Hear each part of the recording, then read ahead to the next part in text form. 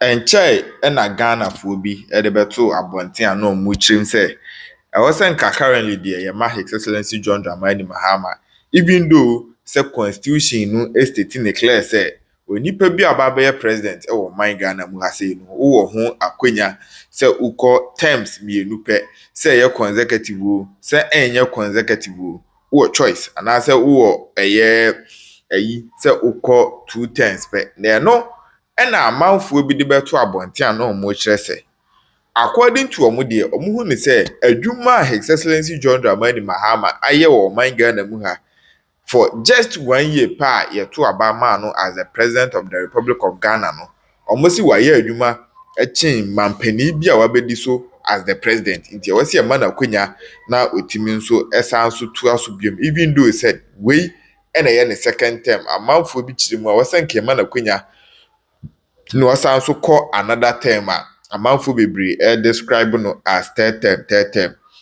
Na no na NDC amanyɔkuo ni mu mpanifoɔ bi ɛwɔ mu ɛba abɔnten ɛbɛ support saa claims ni nyinaa, even parliament mpo ɛyɛ the majority leader ɛkɔkyerɛ sɛ ɛyɛ wohwɛ His Excellency John Dramani Mahama mmɔdenbɔ a ɔrebɔ ɛwɔ ne first year yi deɛ amanfoɔ bebree na esu pa na kyɛw sɛ wɔsɛ yɛma no another term. Na no ɛna Ghana fo bebree ɛde ɔmano atumu a ɛyɛ asɔfoɔ ahodoɔ ɛnso ɛde ɔmano atumu a manfo bebree ɛka ho asɛm ebi ɛyɛ in support sɛ ampa ɛwɔ sɛ ɛma His Excellency John Dramani Mahama ɛkɔ for another term bi mu ebi mu nso kyerɛ sɛ ɛneɛ sɛ yɛma ɛyɛ His Excellency John Dramani Mahama atoa so akɔ third term deɛ a owie a ɔbɛsa aka sɛ ɔpɛ fourth term ɛneɛ yɛbɛwie aseɛ no His Excellency John Dramani Mahama ɛbɛyɛ te sɛ deɛ ɔman Ghana ɛyɛ ne fie agyapadeɛ nti amanfoɔ bi kyerɛ mu a ɔmo deɛ ɛnyɛ adeɛ a ɔmo support ɛyɛ this third term. Na no ɛna finally NDC ɛyɛ chairman aba abɔnten aba abɛsɛte all the record straight a ɛnyɛ asɛnketewa na ɛyɛ nsɛm a ɛyɛ NDC chairman yi ɛde bɛto abɔnten no amanfoɔ bi kyerɛ mu a ɛyɛ sponsored from ɛyɛ one camp in the NDC amanyɔkuo because enyina enim sɛ enye den a 2027 sɛ ɛyɛ NDC amanyɔkuo no ɛkɔyɛ ɔmo presidential primaries dia ɛyɛ amanfoɔ bebree na ɛwɔ amanyɔkuo ni mu ɔmo nso pɛ sɛ ɔmo lanche ɔmo ho na 2028 elections ɔmo timi be lead NDC amanyɔkuo nti ɔmo kyerɛ mu a saa nkuofuo yi a ɔmo pɛ sɛ ɔmo ba bɛyɛ ɛyɛ president for NDC amanyɔkuo ana sɛ ɔman Ghana president on the ticket of NDC no ɔmo ɛna sponsor saa nsɛm wei nyinaa ɛyɛ ama Fiifi Kwetey aba abɔnten aba abɛfaya ɛyɛ amanfoɔ bebree na nsɛm deɛ ɛyɛ Fiifi Kwetey aburo bi so yie pa nti abusua bɛbɔ awuram na yɛakɔ akɔtie nsɛm ahodoɔ a ɔde too hɔnom ɛfa His Excellency John Dramani Mahama third term. Secretary of the governing NDC, Fiifi Kwetey, has launched a scathing attack on sections of party members and the Ghanaian public advocating a third presidential term for President John Mahama. Addressing supporters at the 44th commemorative event of the 31st December Revolution in Ada, the General Secretary insisted that individuals behind such calls are sycophants who do not have the interests of the party at heart, rather seeking to ingratiate themselves with those in authority for personal gains. Here's an excerpt of what he had to say. Vigilance is such that Satan will be afraid to do what is wrong. That is the spirit of Jerry Rawlings. That is the bedrock of the revolution.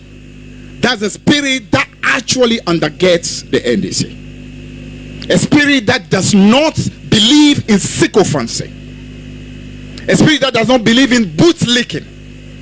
A spirit that places the people and the well-being of the people ahead at all moments. So these days it saddens me when I see so much sycophancy creeping into our party.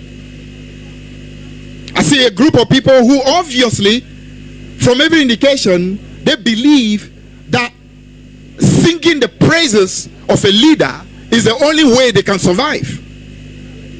And that's why you hear some of those people even urging statements like there should be a third term. It's just nothing but sycophancy. Pure sycophancy and bootlicking of the highest order.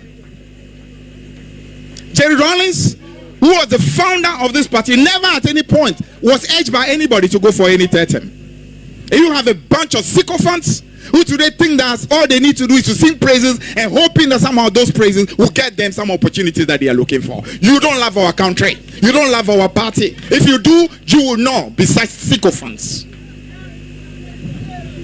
It's important for us to appreciate that this party was grounded on the need to work for our people. We say cadres may go, cadres may come, but the revolution has come to stay. That simply means it is not about individuals.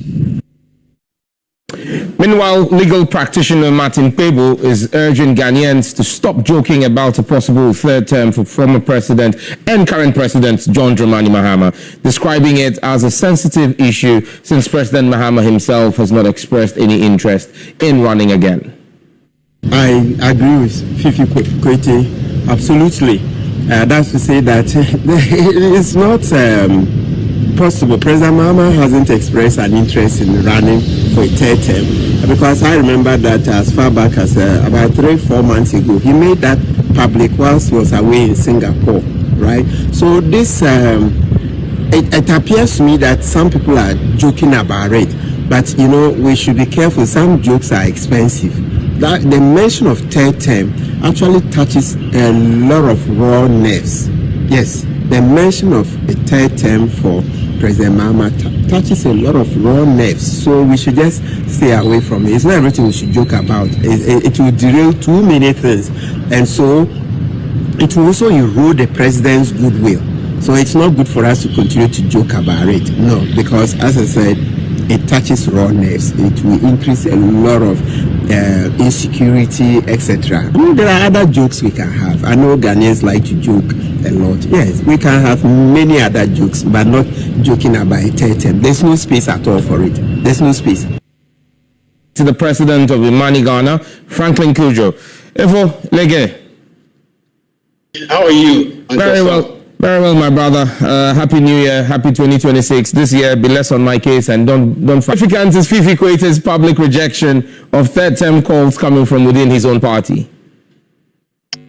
Well, I think it's refreshing. At least it answers those who are on the other side of the political divide, especially your opponents in the NPP, who believe one way or the other that these are just people stoking the fires, and it's likely to be something that people are actually pushing from the highest echelons of power.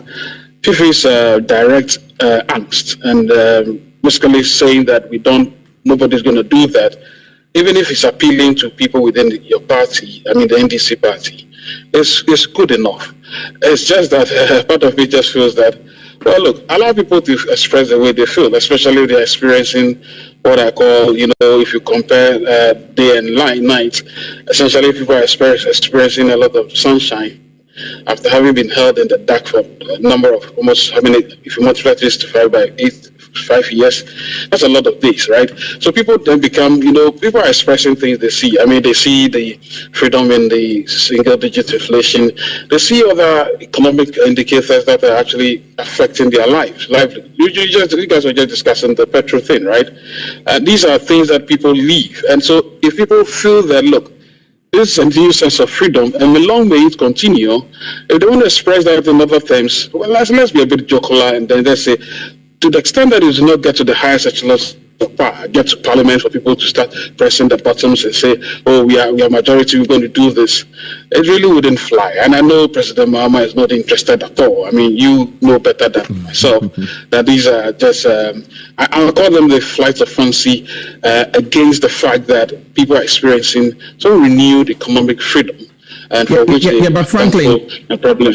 Franklin, does this statement that the General Secretary made reflect a deeper concern within the NDC about constitutionalism and internal discipline? Do you think that this speaks to a breakdown and requiring a public rebuke? No, not at all. It's not reaching to that level at all. At the point I thought he was probably speaking to probably his inner self, but because I don't think it's received this widespread, if you like, how do you call it, welcome, and that some people are like leaders in the party are actually pressing it. If for nothing at all, you probably if for anything at all, you probably must have heard a young people saying this. And by the way, some of them I've heard are not even NDC people, right? I've seen random people on my wall say all sorts of things. And these are not colored people in terms of political party representation. So, Fiifi is, the problem with, the party that especially is now somehow, and Fiifi is principal to that extent, by the way. So the party is more or less now very separated from the governing. It appears to me Fiifi is not being listened to by certain people, and so it's using these other avenues to vent, which is a good thing to do, and probably is found a canon for that. But I'm just saying that the level of angst and the background of which it delivered those comments, it appeared as if he had some prior fight with some other people. Because frankly speaking, I don't think it's reached to the level that people should be bothered. And I keep saying, these howls, these expressions of joy, flights of fancy, is against the fact that people are experiencing some real economic freedom. But frankly, should be allowed. Frankly, would you really call this flights of freedom or fanciful flights of freedom, bearing in mind, like you said, young apolitical Ghanaians who experienced the last 8 years and have seen the remarkable work that's been done in the last 365 days are beginning to question our whole democratic framework and say that, look, if it's working, why change it? If it's not broke, why fix it?